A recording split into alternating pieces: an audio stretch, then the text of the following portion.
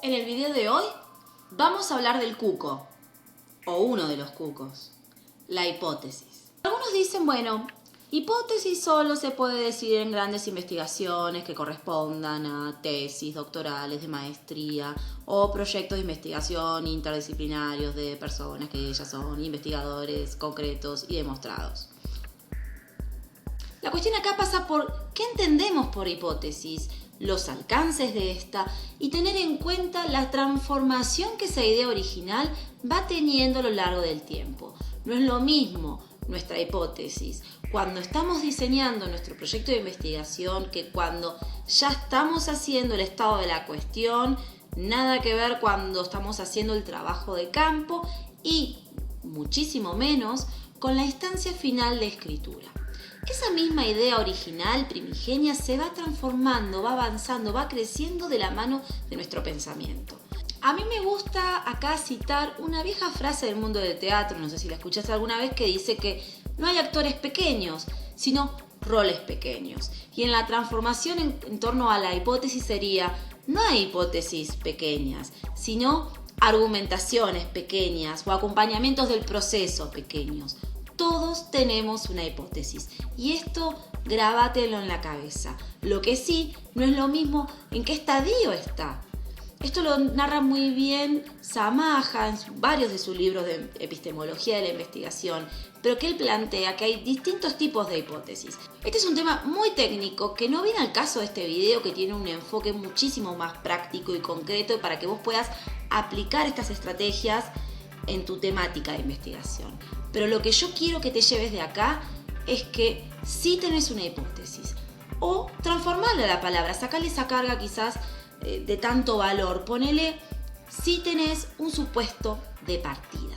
Lo que quiero que hagamos entonces en este video es que puedas diseñar tu hipótesis o tu supuesto de inicio a partir del cual vas a poder seguir desarrollando todo el tinglado de tu investigación que se va a transformar en la producción final que vos quieras. Puede ser un proyecto de investigación con todas sus partes, una ponencia, un artículo, una monografía final de una materia o incluso una vez que vos ya tenés bien encadenado, como siempre digo, tema, problema, objetivos e hipótesis y las distintas partes que hay, podés diseñar incluso una tesis o una tesina. Pero basta de cháchara. Pasemos entonces a los pasos que te recomiendo para que puedas llevarte una primera versión de tus hipótesis de trabajo. Vamos a trabajar en 3 pasos y vas a volver a las preguntas problemas de tu investigación.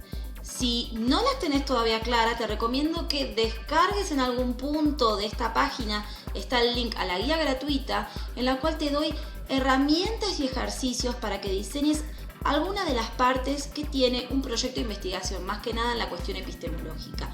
Ahí hay 5 pasos que te van a ayudar a definir tu tema y tu problema. Ahora que ya tenés tus preguntas definidas, quiero que las tengas bien a la vista. ¿Qué vas a hacer a continuación? Sin culpa y sin enrosque, quiero que agarres una por una. Recordá que yo siempre recomiendo que sean entre 3 y 5 y vas a escribir por cada una de ellas qué respuestas pensás que tienen. Así, sin enredarte mucho, abriendo camino a tu mente para que en forma de lluvia de ideas, de brainstorming, así como escritura automática, pongas una respuesta para cada una de tus preguntas problemas. Una vez que lo hiciste, revisalas, chequealas. Pregunta, problema, respuesta. ¿Hay algo que haga ruido? Y yo siempre te invito a que corrijas, revises, hay que reescribir, hacelo. En ese precalentamiento de tu cerebro surgen las mejores ideas. Y tenete por ahí alguna hojita en blanco o algún otro archivito en blanco si estás trabajando en la compu, para seguir agregando todo lo que te va a ir naciendo a partir de estas conexiones. Y una vez que ya hiciste eso, vas a pasar al tercer paso. Vas a anotar por qué pensás eso. ¿Cuáles son tus explicaciones, tus argumentos para sostener que esa es la respuesta para esa pregunta, problema? Y te repito, no importa que no tengas pruebas aún, porque usualmente nos dicen hay que tener una avanzada hipótesis con muchos argumentos para animarse a pensar.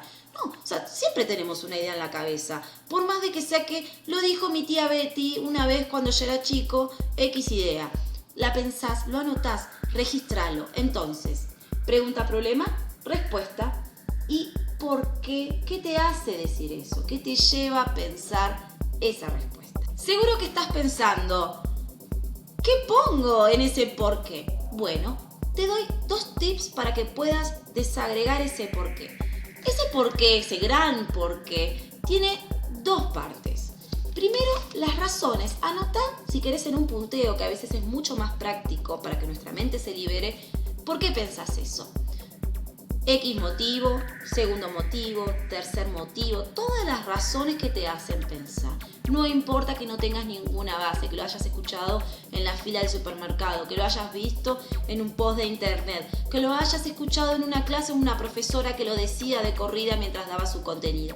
No importa, vos anotá todas las presunciones que te llevan a generar una respuesta a tu pregunta problema. Y una vez que anotaste eso, el segundo componente tiene que ver con tus informantes, porque esto nos va a permitir que si lo escuchaste en una clase o alguien dijo que era X autor, después puedas ir a buscar esa fuente de información para armar ¿qué? El famoso estado de la cuestión de tu investigación. Entonces, ese por qué tiene 2 grandes partes. Los motivos que te hacen pensar en él, ¿sí? Esas razones que te convencen de que esa podría ser la respuesta para tu pregunta problema, y tus fuentes de información, tus informantes. No importa que sea un post en el Facebook, un Instagram, no importa. Registra de dónde sacaste esa idea, dónde la escuchaste, dónde la leíste. Y para cerrar, para que te quede esto más aterrizado en algo más concreto, pasemos a las fórmulas. Quiero que tomes una hoja en blanco y que la dividas en 3 grandes partes. Si querés ponerla paisada, como te sea mucho más cómodo.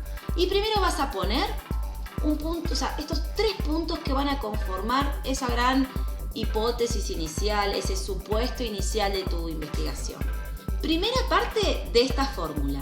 Vas a anotar, mi respuesta es, y decís, mi respuesta a la pregunta 1 es esta, tiki tiki tiki.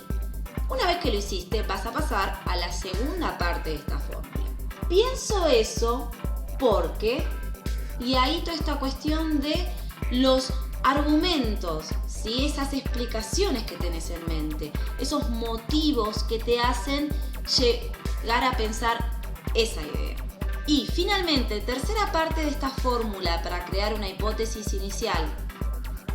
Me inspiro en, es decir, ¿de dónde sacás esa información? Entonces, mi propuesta, para que te lleves algo concreto de este video, es que lo redactes de la siguiente manera. Primero, mi respuesta es, pienso eso porque me inspiro en. Y otra cosa, no te olvides que por más pequeña y reducida que sea tu propuesta de respuesta, existe, está en tu mente, está en la mente de otras personas en las cuales te inspiraste para tomarlo. O sea, tiene entidad. Que nadie te diga que no tenés una hipótesis. Posicionate desde ahí. Quizás no tenés una hipótesis en el sentido perfecto en el tecnicismo de la epistemología, pero sí la tenés. Y esto es fundamental para empoderarnos como investigadores, y no importa en qué fase estés de tu carrera, no importa que seas un estudiante de primer año, que seas alguien que ya está terminando su tesina para graduarse o un investigador. Empoderate, tenés ideas, tenés propuestas y el mundo necesita escucharlas, necesita leerlas. Entonces, sé consciente de ese poder. Comentame cómo te está yendo con todos estos tips, te leo en los comentarios. Que tengas un excelente día, te mando un abrazo.